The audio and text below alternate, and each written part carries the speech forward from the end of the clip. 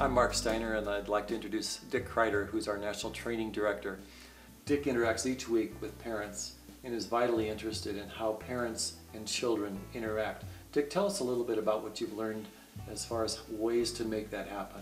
You know, one of the things that I try to help parents understand in the beginning is that if we look at George Barna's research, he tells us that 94% of the parents who bring their children to Sunday school do no Christian training during the week with those kids, so there's no reinforcement at home for those kids. Another statistic that he shared was that when that happens, or doesn't happen really, about 75% of the value of what a kid learns in Sunday school is pretty much lost, washed out, unless the parents come back and reinforce that during the week. And you know, we specifically at Discipleland have designed some things to get the parents involved. What are some of those things that really work to help parents and teachers work with the same child to help them really get the most out of the resources? You know, one of the things that you know that we've done is our Disciple Zone page that the kids can log on to and do at home with their parents.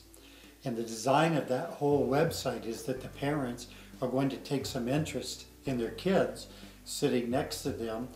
And we've discovered that kids just crave having a mom or dad nurture them spiritually. And I remember reading Ephesians 6:4 all my life. I don't know why that verse has attracted me, but as you know what it says fathers, not moms, fathers, do not exasperate your children, but bring them up in the training and instruction of the Lord. And I have to tell you the truth, Mark, for years I would pray and say, Lord, I don't get the connection, because the first time you tell your kids no, you exasperate them. It ticks them off. You've exasperated them. So I kept saying, Lord, I don't get the connection between don't exasperate them and bringing them up in the training and the nurturing of the Lord. And I remember one day I was praying about this actually, and I had reread it, and I said, Lord, would you just show me if there's a connection there that maybe I have missed? And what he really let me understand is that when we don't, as parents, take that responsibility, when we don't bring them up in the training and the instruction of the Lord in our homes, we exasperate them. We make our kids mad, because kids have that longing inside to do that. And I remember being in New Jersey at a church, and we were talking about this, and at the break a guy came up to me and he said, funny story, he said my folks became Christians later on in life. Okay. He said that meant that I became a Christian as a teenager. And he said my parents very quickly got involved in everything going on at the church, teaching, serving on boards, ushering, mom was in the women's group. And he said, I can distinctly remember coming home from church feeling angry at my father. He said, I wondered... Not being involved with him personally. Yes, he said, what I discovered later was that I was angry at my dad because he was giving it to everybody at church, and he wasn't giving it to me Monday through Friday. So some of the ways that I've discovered, some fun ways I've discovered to do this is approach our kids immediately after the teaching time. Because what do most parents ask their children when they pick them up from Sunday school or children's church? That's easy. Did you have fun today? Did you have fun? Almost like they brought them to Florida and let me take them to Disney World for the day or something, I don't know. But Mark, do you understand what that means when I ask a child every week, did you have fun? We're setting the stage. That's the goal. That's what I'm supposed to do there. That's the goal. And so kids think that if they aren't having fun, then either I shouldn't be here or my teacher's not doing a good job. So what I discovered was that if we will approach our kids as parents, and this is the first step of getting involved in their lives, if we would approach them after church and say, tell me what you learned about our God today. Good. And of course, the first thing they say is, I don't know, because they're not accustomed to anyone asking that question. But I have found that if we ask them this week and the next week, and we do it with enthusiasm, We look them right in the eye. Now, I like to put my hands on my kid's shoulder, look them in the eye and say, tell me what you learned about our God today. And after doing that a couple of weeks, boy, they know when they come out of that class, I'm going to be asking them that question. I have to tell you something funny. You know that I have a 7-year-old, and she likes to just tweak me anytime she can. And the first time that she knew I was going to say this to her, I put my hands on her shoulders, and with all sincerity and enthusiasm, I said, Summer, tell me what you learned about our God today. And she said, nothing, we got candy. Ouch. But as I began to ask them that question over and over, two things happened.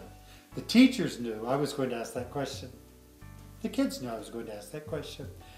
And now, no matter where they go, anything at church, it can be a game night or something, they come to me first and say, this is what we learned tonight.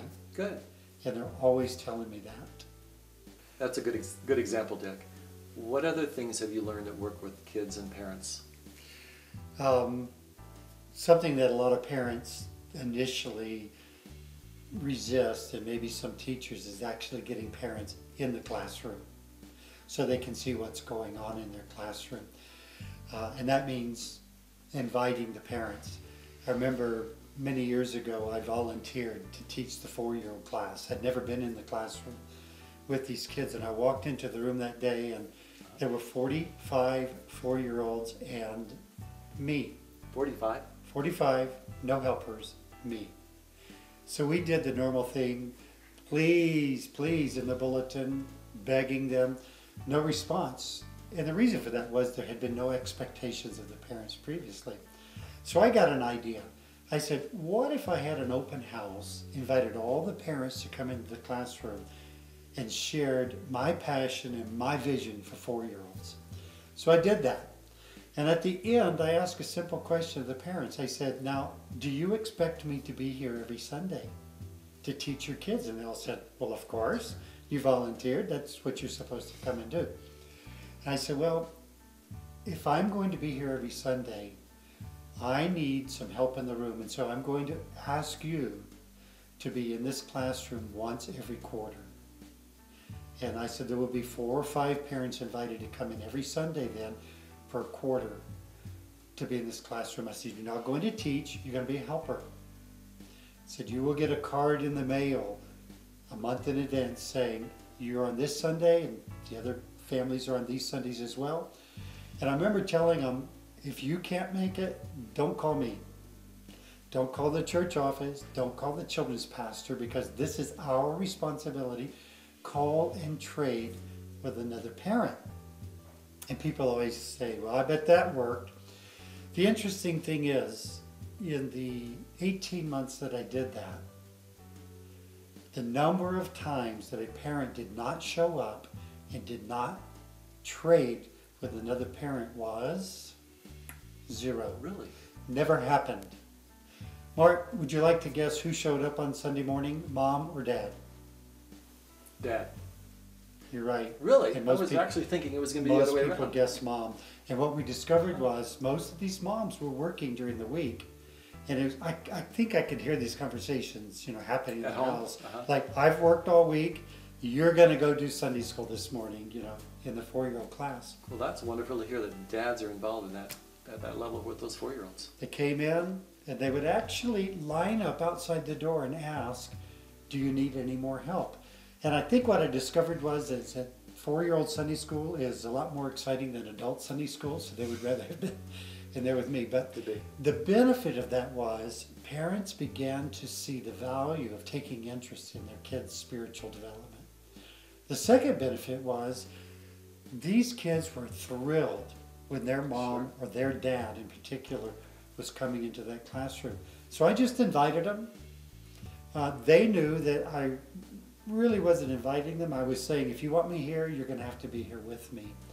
Now, why is this so important today? It's because the last number that Barna released to us just a few months ago was that 87% of us as dads who go to church have no involvement in anything other than sitting in the pew.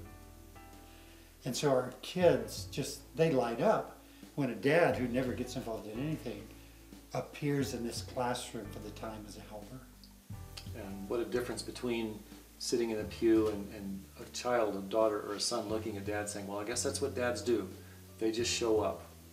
And sometimes they don't even do that, of course. You know, that's a good point too, because as a parent, I've pretty much taken an active role in my kids' classes. And one of the things that I mentioned earlier, getting parents involved, is our disciple zone for the kids. And I know I've shared this story with you before, but I went to my church and I said to the people at my church, I have no intention of raising my kids in a church where they are taught by women their entire Christian ed experience. And that was nothing against women. That was the fact that I wanted my boys to understand that men teach Sunday school. So when I stepped into the Sunday school, I immediately switched my class to disciple and curriculum. And I immediately began doing disciple zone with my child that was in that class in particular. And you know, that's Jonathan. And because we know that kids crave that nurturing, a funny thing happens every week. Jonathan will be typical kid, 10, 11-year-old. He'll be out in the playroom. And I will call him and I will say, Jonathan. And the normal response I get is, what? And then I say, disciple zone. And every time this little guy says, yes, sir, goes in his room, gets his folder, gets his Bible, comes in, logs on, sits down and says, where do you want to start? And we do. He's craving. He is time. craving that. Yeah. I'm almost, there's a part of me that's almost embarrassed to acknowledge this, Mark, but Jonathan said to my wife a few weeks ago, she said, the one time of the week that I have no question that he loves me is disciple zone. And you're doing that together. We're doing that together. And the result of that was that in the past 7 quarters, taking that involvement in his life in the past 7 quarters, this guy has memorized 70 verses, and he could say those 70 verses right now to us.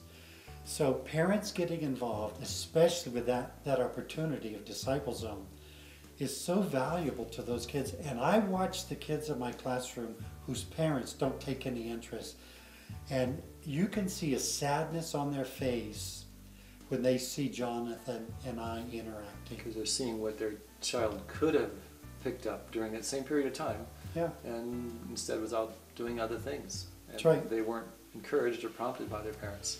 And one of the ways we do that and get the parents to see what has happened is the review celebration, you know, the 13th lesson of Disciple Ed. I invite the parents to come into the classroom, and they get to see during that question answer time or the trivia game or whatever it might be, they get to see whether or not their kids can answer the questions.